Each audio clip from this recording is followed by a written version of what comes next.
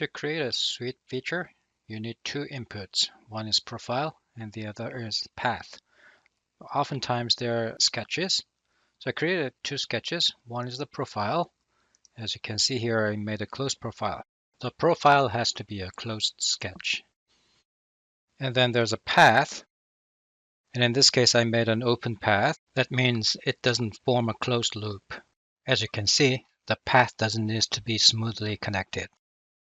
The profile will follow along this path to create a solid.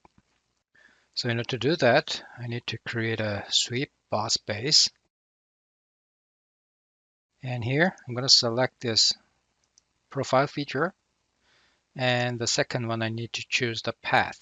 You can select from the graphics area, or you can select from the feature. And it shows the preview. And there are many options in here, but I'll just take the default value, and it'll create this sweep feature.